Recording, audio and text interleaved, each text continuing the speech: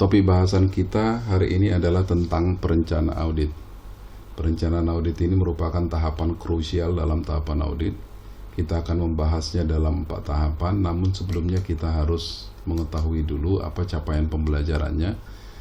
Diharapkan dengan mempelajari ini kita mampu menjelaskan manfaat perencanaan audit sesuai dengan standar audit 300, mampu memahami dan menjelaskan tahapan perencanaan audit, mampu menjelaskan tahapan penerimaan perikatan dan melakukan perencanaan awal audit, mampu menjelaskan manfaat pemahaman atas bisnis dan industri klien dan tahapan pelaksanaannya, mampu menjelaskan risiko bisnis klien, mampu menjelaskan tentang prosedur analitis dan rasio-rasio yang umum digunakan. Nah, kita lihat dulu, kita tilik standar audit 300 yang mengatur tentang perencanaan audit.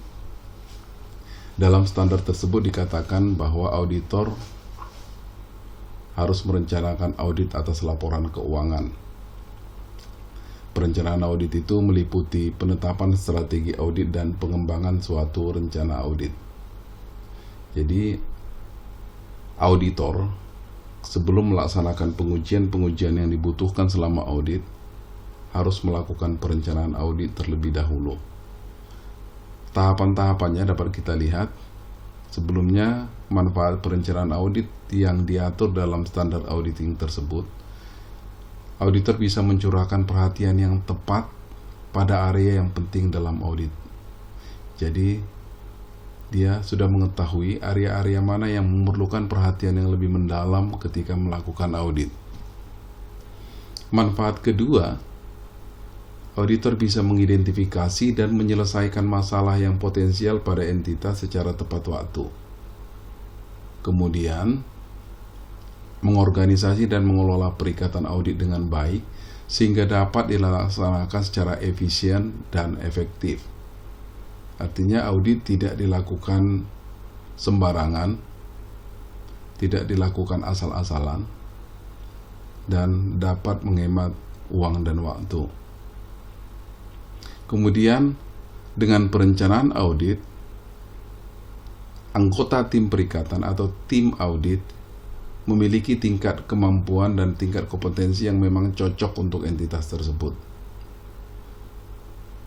Kemudian, dengan melakukan perencanaan audit, memfasilitasi arah dan supervisi anggota tim perikatan dan penilaian atas pekerjaan mereka. Berikutnya, membantu koordinasi dalam hasil pekerjaan. Jadi perencanaan audit dalam setiap tahapan audit itu memiliki peranan yang sangat penting. Kita lihat tahapan-tahapan dalam perencanaan audit. Pada tahap awal, menerima klien dan melaksanakan perencanaan audit awal. Berikutnya, tahapan kedua, memahami bisnis dan industri klien. Tahapan yang ketiga, menilai risiko bisnis dari klien kita atau klien yang diaudit. Kemudian melaksanakan prosedur analitis awal. Kemudian menentukan materialitas dan menilai risiko audit dan risiko bawaan yang dapat diterima. Tahapan berikutnya, memahami pengendalian internal dan risiko pengendalian klien. Kemudian mengumpulkan informasi untuk menilai risiko kecurangan.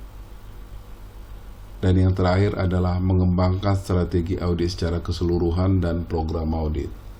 4 tahapan awal ini akan kita bahas dalam pertemuan ini.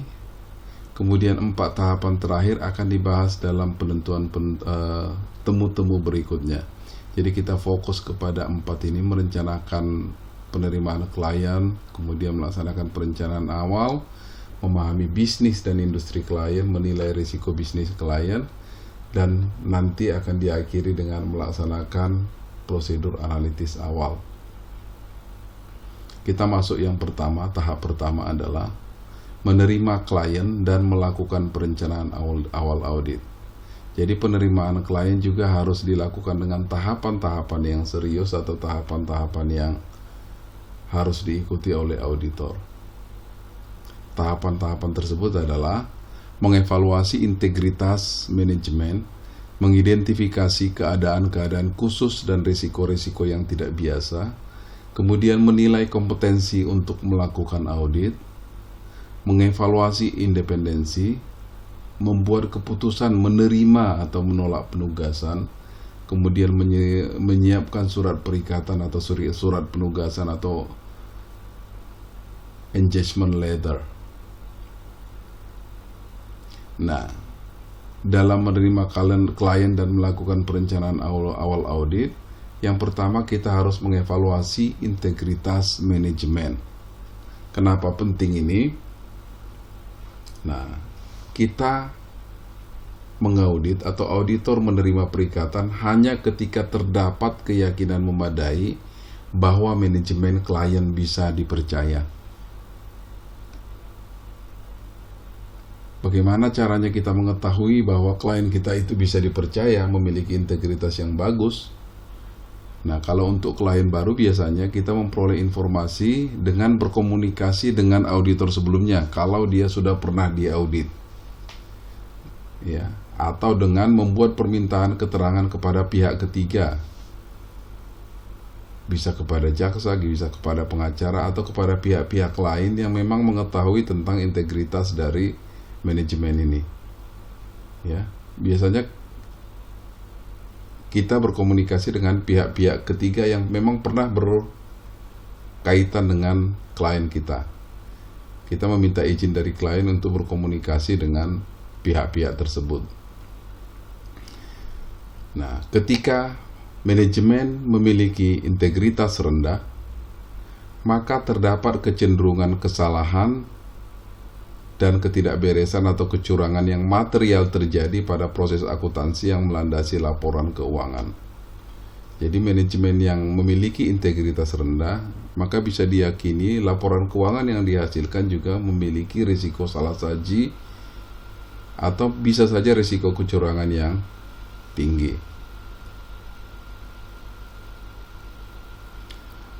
Kemudian setelah kita menilai integritas manajemen, lulus mereka dalam penilaian integritas, berikutnya kita harus mengidentifikasi keadaan-keadaan khusus dan risiko-risiko yang tidak lazim. Ya. Kenapa begitu? Karena kalau dia memiliki risiko-risiko yang tidak lazim atau keadaan-keadaan khusus yang memang memerlukan perhatian, ini akan berpengaruh terhadap kesulitan keuangan atau masalah-masalah kesinambungan usaha dari klien kita.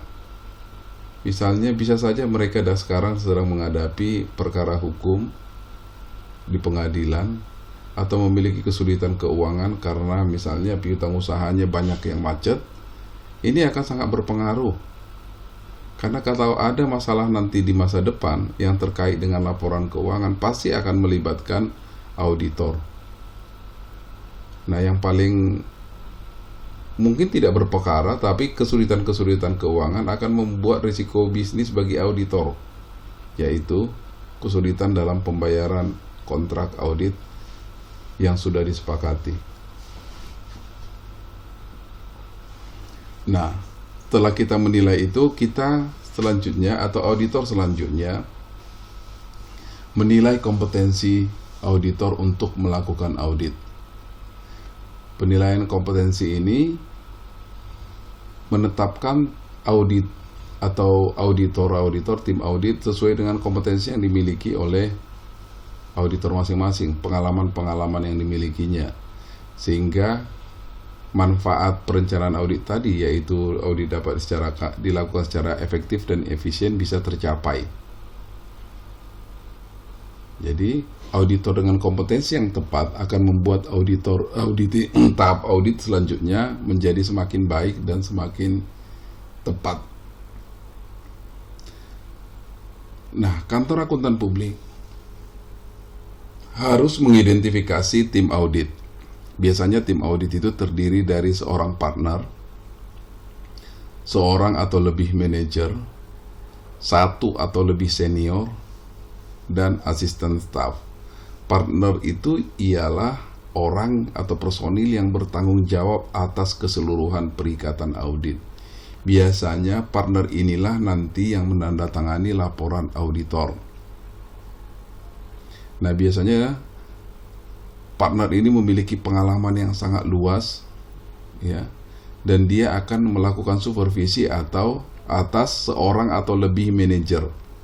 Manajer itu yaitu personil yang biasanya memiliki keahlian mendalam dalam industri klien dan yang mengordinasi dan mengawasi pelaksanaan program audit.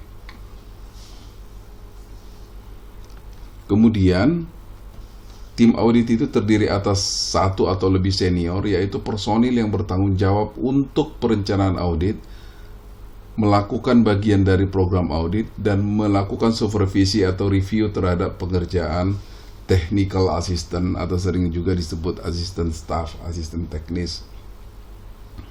Asisten staff yaitu yang melaksanakan beberapa prosedur audit. Biasanya kalau auditor novel atau tahap pemula, biasanya dia tidak langsung ke senior, manager atau partner, dia mulai karirnya dari asisten staff atau technical assistant. Jadi struktur ini menunjukkan tingkat supervisi yang berlapis ya dari kantor akuntan publik.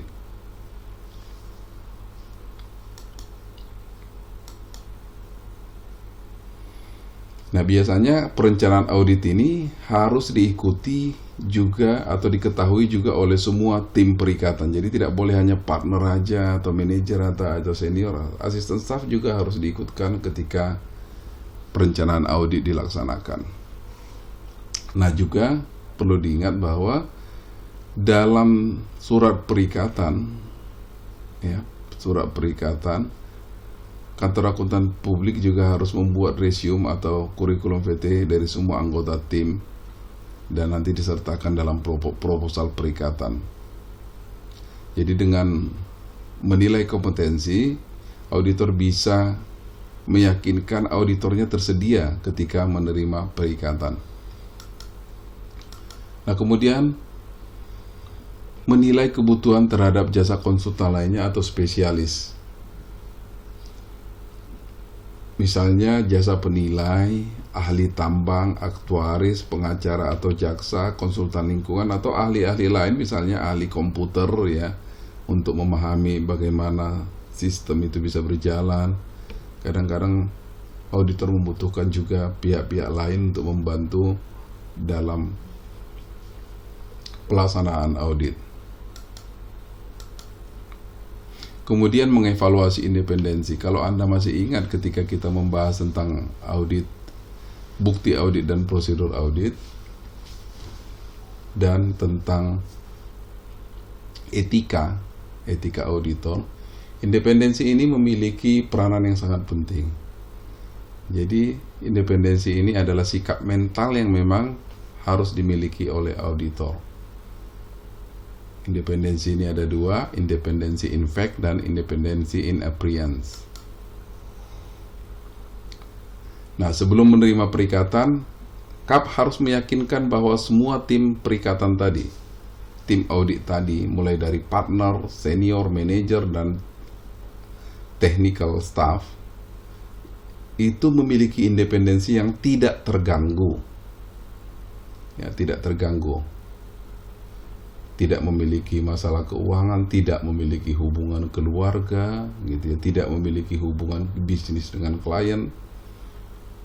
Bagaimana caranya? Biasanya yang paling sering dilakukan adalah mengedarkan nama calon klien kepada seluruh tim audit untuk mengidentifikasi apakah ada penghalang berupa hubungan keuangan atau hubungan bisnis, hubungan keluarga yang bisa mengganggu independensi in fact atau independensi in appearance dari auditor tersebut.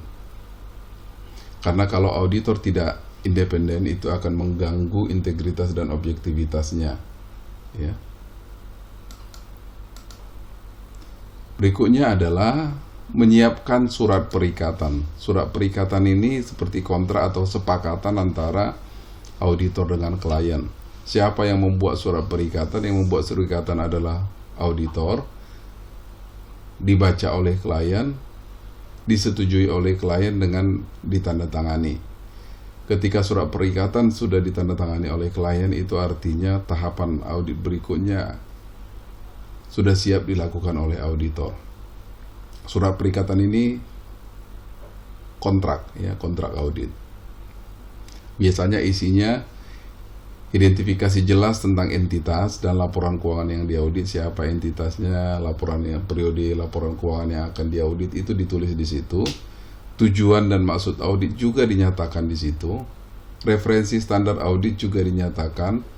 Penjelasan tentang sifat dan lingkup audit dan tanggung jawab auditor. Ini dari awal sudah dinyatakan supaya klien juga tahu lingkup auditnya apa, tanggung jawab auditornya apa.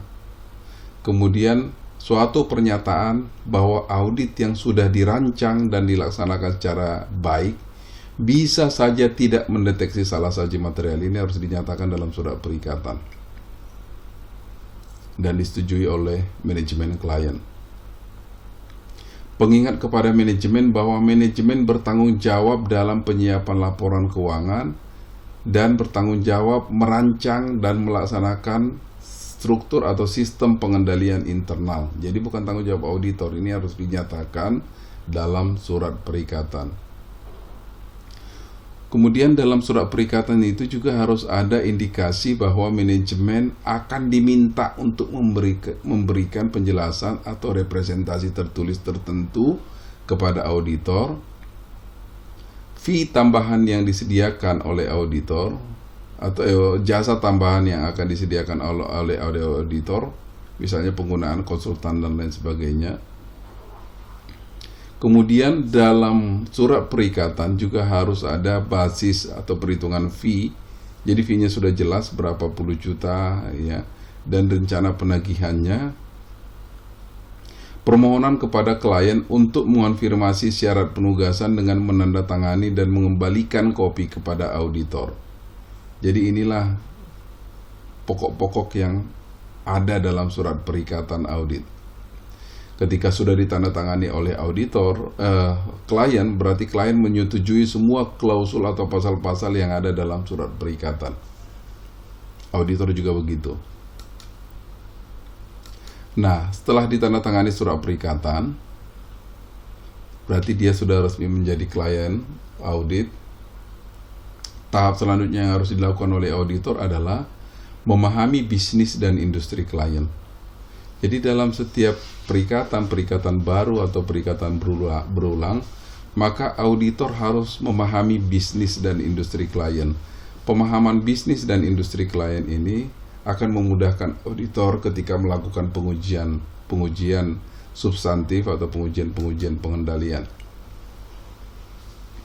Sifat bisnis dan industri klien memengaruhi risiko bisnis klien dan risiko salah saji material dalam laporan keuangan.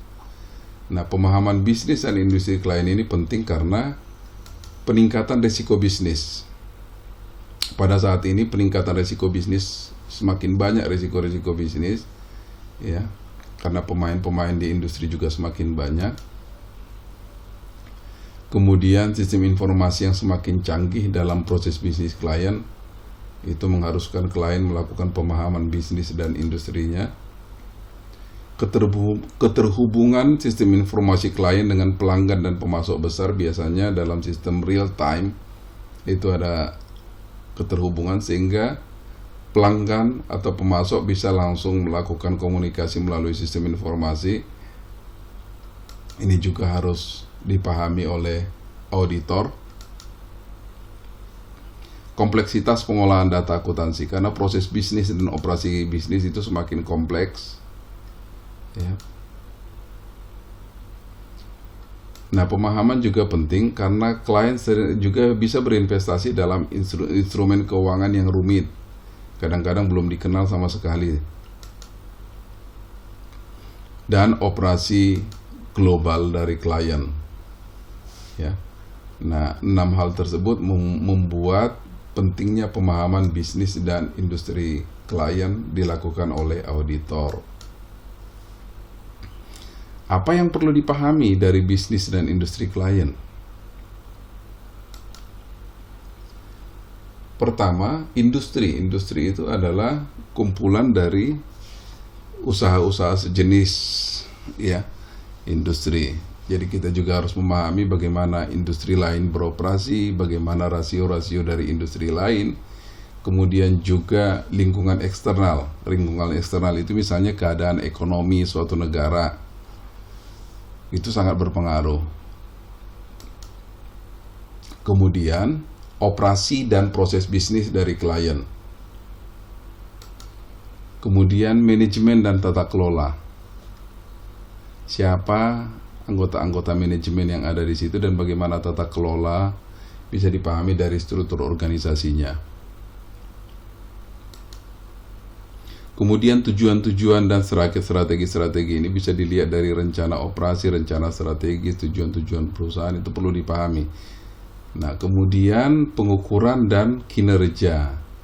Jadi 5 hal ini harus dipahami oleh auditor sebelum masuk dalam tahap-tahap pengujian. Nah, prosedur yang umum digunakan untuk memperoleh pemahaman atas bisnis dan industri klien. Yang pertama, auditor harus mereview data industri, membaca publikasi industri, membaca peraturan pemerintah yang terkait industri, karena itu sangat berpengaruh terhadap laporan keuangan, membaca kontrak-kontrak dan kesepakatan-kesepakatan yang ada dalam industri tersebut. Kemudian, mereview informasi bisnis utama, mereview anggaran dasar perseroan, membaca notulen rapat direksi dan pemegang saham. Kadang-kadang banyak hal-hal yang mendasari laporan keuangan itu dimulai dari notulen rapat direksi dan pemegang saham, menganalisa laporan keuangan interim, laporan keuangan triwulanan, semesteran, itu interim. Kemudian mereview tentang restitusi pajak dan prosesnya udah sampai mana. Kemudian mereview SPT atau laporan lainnya. Kemudian yang tak kalah pentingnya adalah mengunjungi fasilitas operasi klien di mana-mana saja klien beroperasi. Ya, ini sangat penting dan sangat harus dilakukan. Meminta keterangan kepada komite audit untuk membicarakan lingkup audit, kekuatan dan kelemahan pengendalian internal dan informasi lainnya. Nah, jadi ketika meminta keterangan kepada komite audit, biasanya juga kita meminta keterangan kepada auditor internal dari entitas yang akan diaudit. Berikutnya, meminta keterangan kepada manajemen tentang aktivitas bisnis utama, perubahan dalam pengendalian internal, atau isu lainnya yang berguna dalam audit. Kemudian, auditor juga harus memahami apakah ada pihak-pihak yang memiliki hubungan istimewa, perusahaan anak atau perusahaan induk, parent atau subsidiary. Biasanya ini akan berpengaruh dalam laporan keuangan. Berikutnya, pemahaman juga dilakukan dengan mereview kertas kerja tahun sebelumnya kalau auditnya berulang, untuk mengetahui apakah ada masalah yang terjadi pada periode audit tahun sebelumnya yang mungkin bisa berulang di periode audit kini. Jadi prosedur-prosedur ini dilakukan oleh auditor dan didokumentasikan. Ya, didokumentasikan oleh auditor terkait dengan hasil pemahamannya atas bisnis dan industri dari klien yang akan diaudit. Setelah dia paham tentang bisnis dan industri, dia paham tentang ekonomi yang berpengaruh, dia mengunjungi fasilitas-fasilitas operasi dari klien yang akan diaudit. Selanjutnya, dia sudah memiliki pemahaman terhadap bisnis dan industri, sehingga dia bisa menilai risiko bisnisnya. Tahap ketiga. Jadi risiko bisnis klien itu, apa risiko bisnis? Ketidakpastian atau risiko-risiko yang bisa menghalangi klien untuk mencapai tujuannya.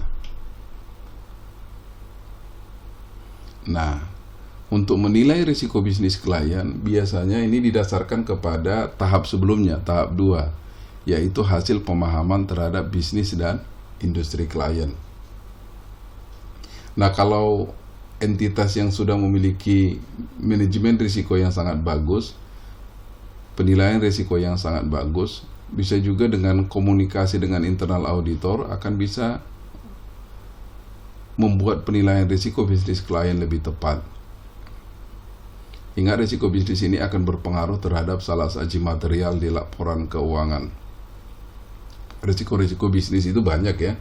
Misalnya, kondisi perekonomian yang membuat nilai tukar tinggi sehingga hutang entitas meningkat apabila dikonversi dalam mata uang domestik. Tentunya ini akan berpengaruh terhadap kesinambungan atau going concern dari entitas tersebut. Bisa juga entitas berinvestasi dalam sekuritas-sekuritas yang memiliki rating investasi yang rendah. Ya, ini adalah semua risiko-risiko bisnis. Ada risiko bisnis lainnya, misalnya auditor klien kita itu hanya memiliki satu orang pemasok atau seluruhnya itu berasal dari satu orang pemasok, sehingga bisa saja dia tidak mendapatkan harga yang sangat kompetitif. Banyak risiko-risiko bisnis lainnya yang bisa diidentifikasi auditor ketika dia melakukan pemahaman atas bisnis dan industri. Jadi dengan menilai risiko bisnis klien, auditor bisa dengan tepat mengidentifikasi risiko area-area yang mungkin akan memiliki risiko salah saji yang tinggi. Kemudian melakukan prosedur analitis awal.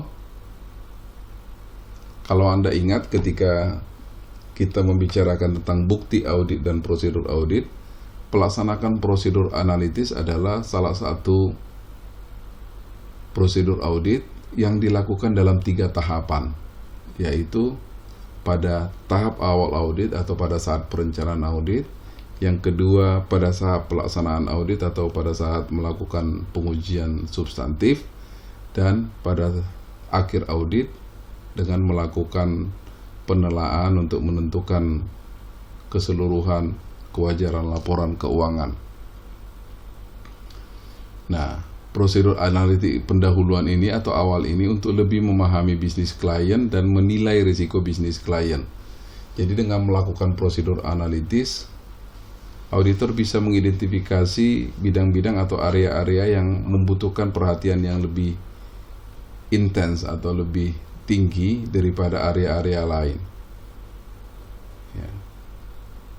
Nah, salah satu prosedur yang dilakukan adalah membandingkan rasio-rasio laporan keuangan klien dengan tolak ukur industri atau pesaing untuk memberikan indikasi kinerja perusahaan. Nah, dalam hal tertentu, bisa saja data industri itu tidak dimiliki, maka bisa kita lihat dengan rasio-rasio tahun-tahun sebelumnya dari klien, apakah ada peningkatan-peningkatan yang tidak biasa atau penurunan-penurunan yang tidak biasa. Bisa saja dengan anggaran atau data lainnya yang dimiliki oleh klien atau yang disediakan oleh industri, atau juga dari data-data bursa efek.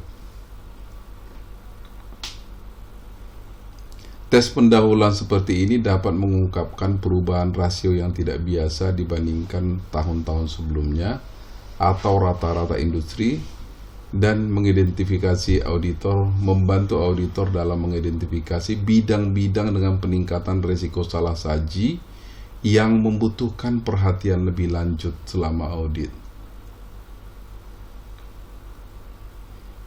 Nah, rasio-rasio keuangan yang umum digunakan dalam prosedur analitis ini atau prosedur analitikal ini biasanya ada rasio likuiditas, ya, cash ratio, cash plus marketable security dibagi dengan current atau liabilitas lancar, rasio cepat atau quick ratio, cash plus marketable securities atau sekuritas jangka pendek ditambah dengan piutang usaha neto dibagi dengan liabilitas lancar, atau current ratio, current asset per current liabilities, rasio likuiditas, account receivable turnover atau perputaran piutang usaha, yaitu penjualan neto dibagi dengan rata-rata piutang. Day to collect receivable 365 dibagi dengan perputaran piutang usaha. Inventory turnover, cost of goods sold dibagi dengan rata-rata sediaan. Days to sell inventory 365 dibagi perputaran sediaan. Rasio likuiditas, kemudian yang kedua ini rasio aktivitas ya. Kemudian rasio solvabilitas, debt to equity, yaitu total liability dibagi dengan total ekuitas. Kemudian time interest earned, operating income dibagi dengan interest expense. Kemudian rasio-rasio aktivitas, earning per share, gross profit percent, profit margin, return on asset, dan common equity. Jadi hasil dari perhitungan prosedur analitis ini akan sangat membantu auditor dalam mengidentifikasi bidang-bidang atau objek-objek yang diidentifikasikan memiliki risiko salah saji yang tinggi. Nah, tahap berikutnya menentukan materialitas dan risiko audit. Kita akan bahas dalam temu berikutnya. Dan hari ini kita selesaikan sampai tahap ini. Selamat belajar.